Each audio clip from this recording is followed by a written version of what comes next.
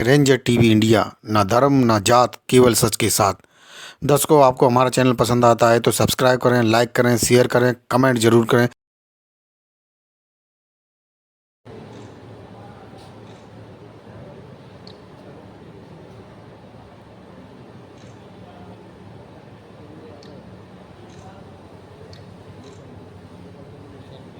नमस्कार दर्शकों, मैं हूं अमित बोरसन और आप देख रहे हैं रेंजर टीवी इंडिया, ना धर्म ना जात, केवल सत्य के साथ।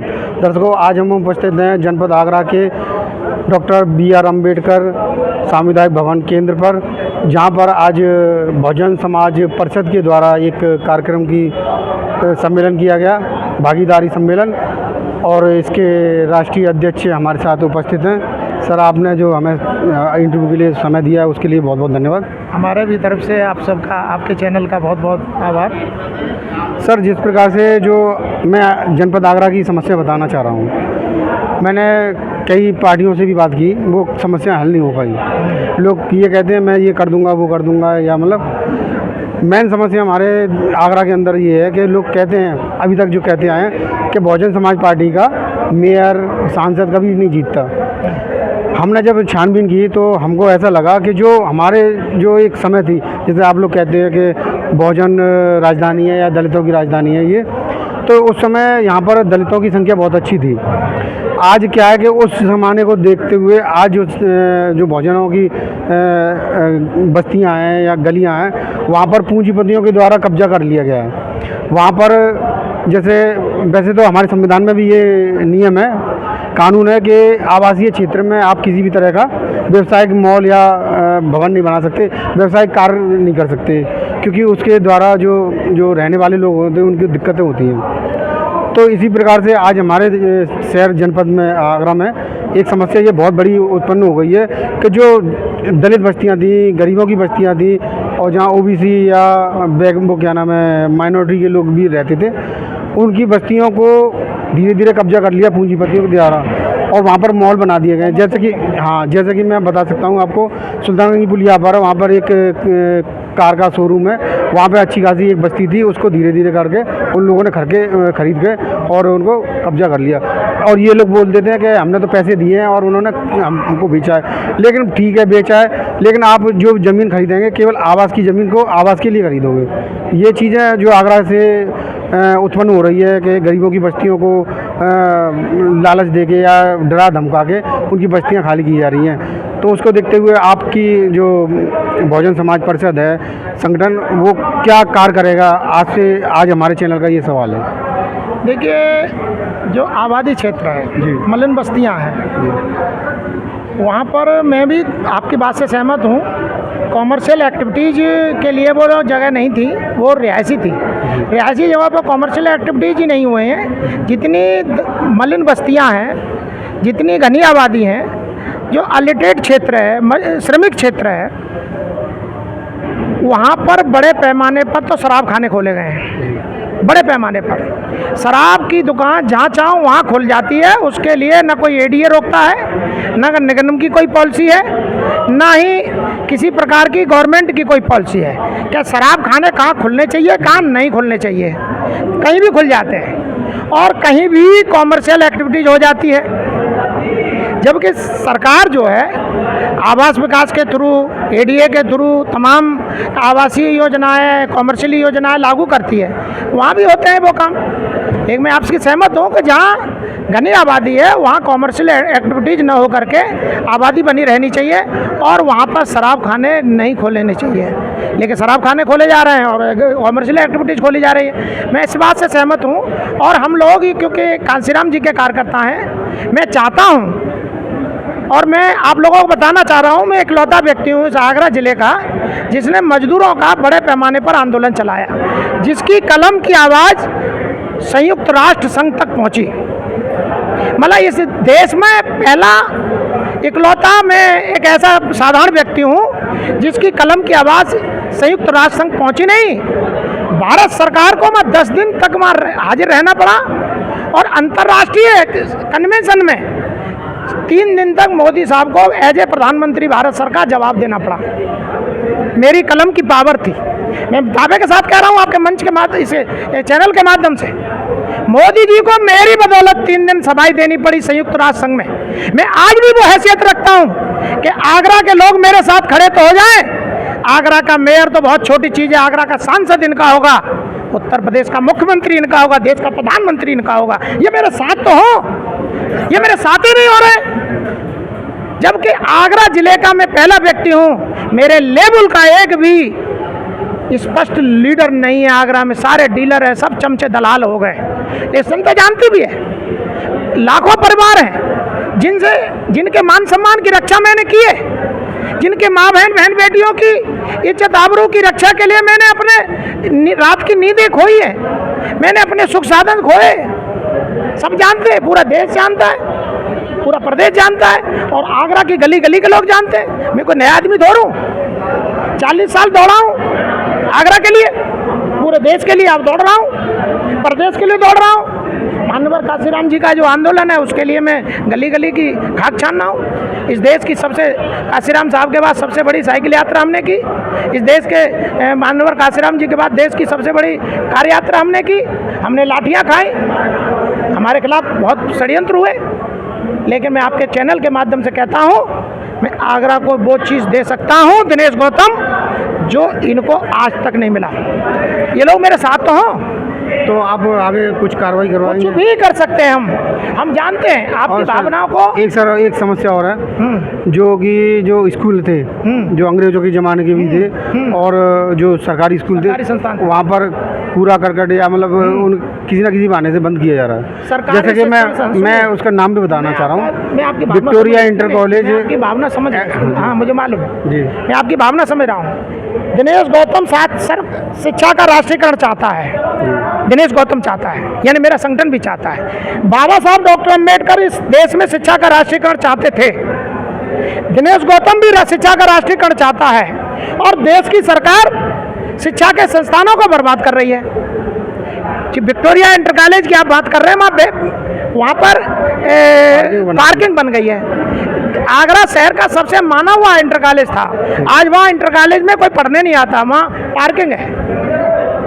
तो मैं इस देश की शिक्षा व्यवस्था को परफेक्ट करना चाहता हूँ। इस देश में सामाजिक कल्चर है वो एकदम परफेक्ट होना चाहिए।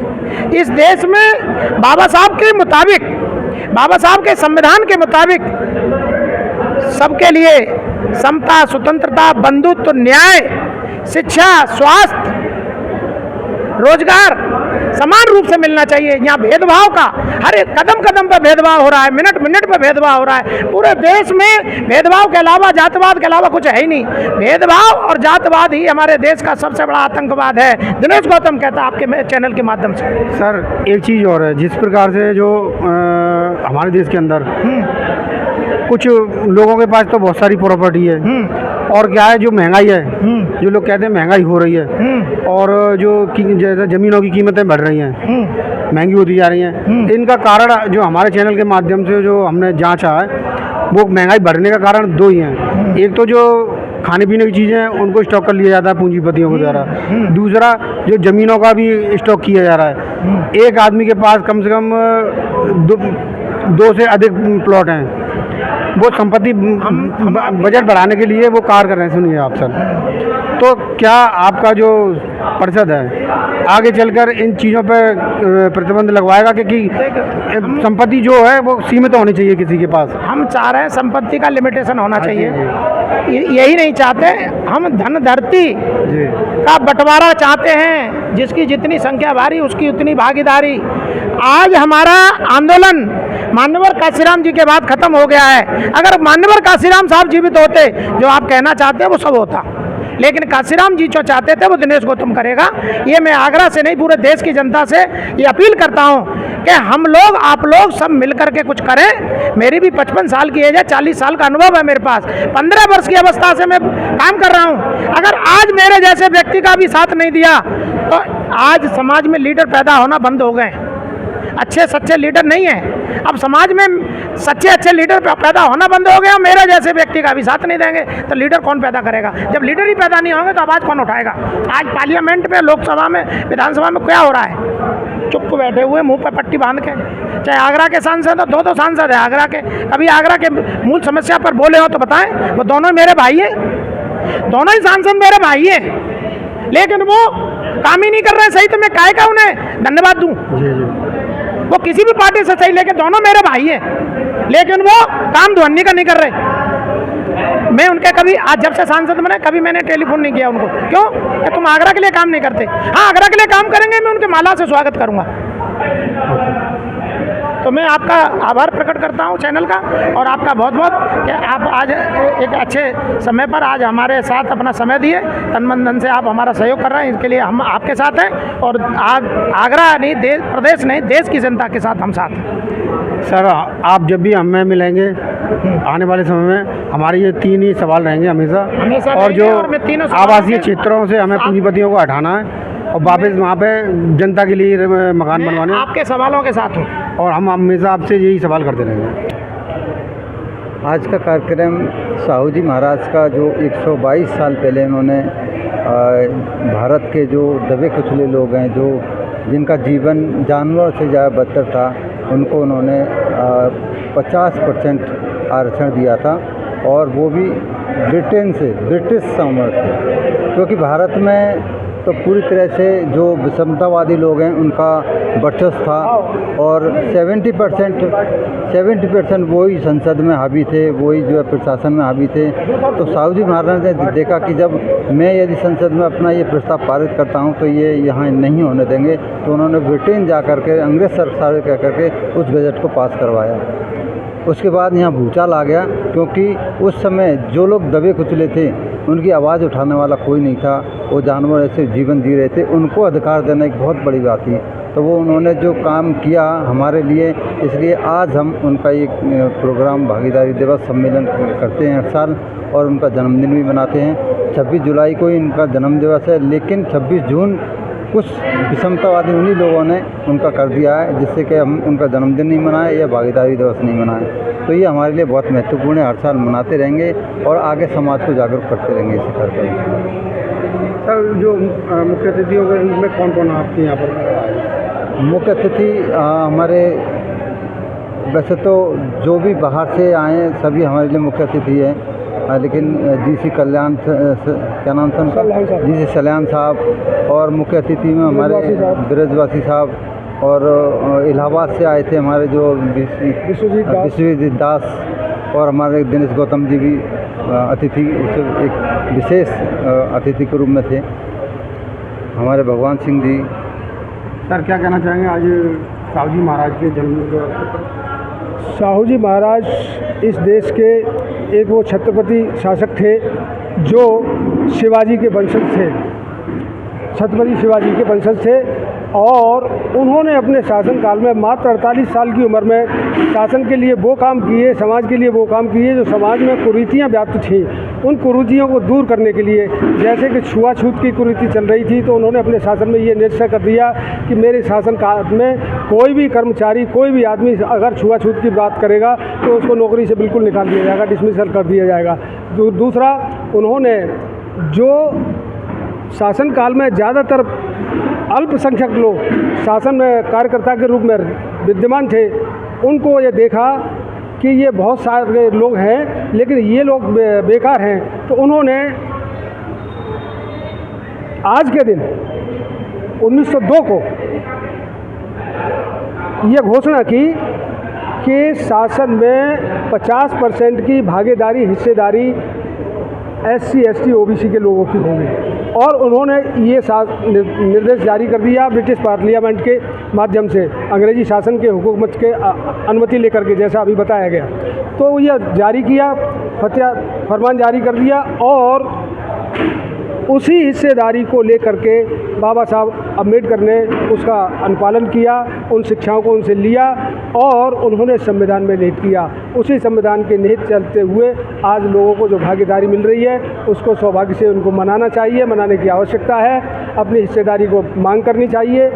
और सबको आगे बढ़ने के लिए ये बहुत ज़रूरी है। समाज की विषमता को दूर करने के लिए बहुत आवश्यक है। जो समाज में विषमता फैली हुई है शिक्षा के क्षेत्र में, राजनीति के क्षेत्र में, सामाजिक क्षेत्र में, तो इन विषमताओं को दूर करने के लिए ये भागीदारी का नितांत होना आवश्यक है।